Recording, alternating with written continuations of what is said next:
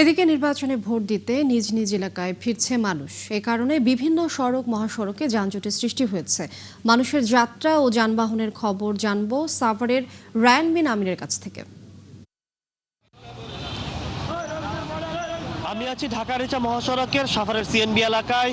সকাল থেকে সিএনবি সহ সাভার বাস স্ট্যান্ড, হেমায়তপুর, নবীনগর, বাইপাইলে যে যাত্রীদের উপচে পড়া ভিড় ছিল এখনো পর্যন্ত কিন্তু সেটি আছে। প্রায় বিকেল হয়ে গেছে কিন্তু সেই যাত্রীর চাপ এখনো পর্যন্ত কমেনি। যাত্রীরা আসছে এবং বাড়ি ফিরছে, কিন্তু গাড়ি সংকটের কারণে আসলে যাত্রী চাপ কমছে না। আর সবচেয়ে বড় যে বিষয়, অতিরিক্ত ভাড়া নেওয়ার যে বিষয়টি যাত্রীরা অভিযোগ করছেন, যেখানকার ভাড়া 50 টাকা সেখানকার ভাড়া নেওয়া হচ্ছে 100 থেকে 150 টাকা পর্যন্ত, দ্বিগুণেরও বেশি। কিন্তু প্রশাসনে আসলে এখানে খুব একটা নির্বিকার, এবং প্রশাসনে কোনো টহল নেই, বা পুলিশেরও, হাইওয়ে পুলিশ বা ট্রাফিক পুলিশের এখনো পর্যন্ত কোনো টহল আমরা এখানে দেখতে পারিনি। এই ঢাকা রিচা মহাসড়কে প্রতিটা জায়গায় এরকম যাত্রীরা, প্রায় শতাধিক যাত্রী এরকম অপেক্ষা করছেন গাড়ির জন্য। আর স্থানীয় যে যানবাহনগুলো আছে, ওই অধিকাংশ যানবাহনই দেশের উত্তরাঞ্চলে রিজার্ভ নিয়ে চলে গেছে, যার কারণে আসলে বড় একটা সংকট দেখা দিয়েছে যানবাহনের। এই কারণে যাত্রীরা ভোগান্তিতে পড়েছেন সবচেয়ে বেশি।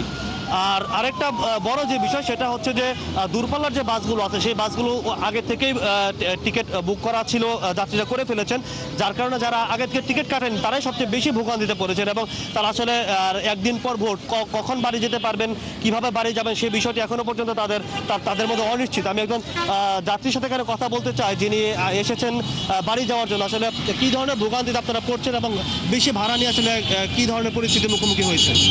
ভাড়া অনেকটাই বেশি নিতেছে, কারণ যাত্রীদের ভোগান্তি হইতেছে, আমরা সহজভাবে যাইতে পারতেছি না। আমাদের এটা সরকার থেকে যদি ভাড়াটা কমায় দিত বা যাওয়ার জন্য সহজ করতো, তাই আমাদের জন্য সহজ হতো, আমরা এভাবে সুষ্ঠুভাবে যাই নির্বাচনে অংশগ্রহণ করতে পারতাম। আমি আরেকজন যাত্রীর সাথে এখানে কথা বলতে চাই যে আপনি আসলে কতক্ষণ ধরে এখানে এসেছেন, এবং ভাড়া বেশি নিচ্ছে যেটা আমরা দেখতে পাচ্ছি। এখন তো ভাড়া নিচ্ছে ডবলের বেশি, যেখানে ভাড়া 500 টাকা ওখানে 1000 টাকা আছে, 1200 টাকা আছে। এখন গাড়িতে কখন পাবো তাই সিওরিটি নেই। এখানে বেশ কয়েকটি গাড়ি কিন্তু যাত্রীর অপেক্ষায় দাঁড়িয়ে আছে, কিন্তু তারা যাত্রী তুলছে, অতিরিক্ত ভাড়া নিয়ে আসলে তারা যাত্রীদের ডাকছে। আমি একজন গাড়ির স্টাফের সাথে কথা বলতে চাই যে আপনি কোথায়, কোন জায়গার যাত্রী তুলছেন? কোন জায়গায়? ভাড়া তো আরো কম, স্বাভাবিক সময় ভাড়া একবারে 160 টাকা ভাড়া আছে। 150 শুনছিলেন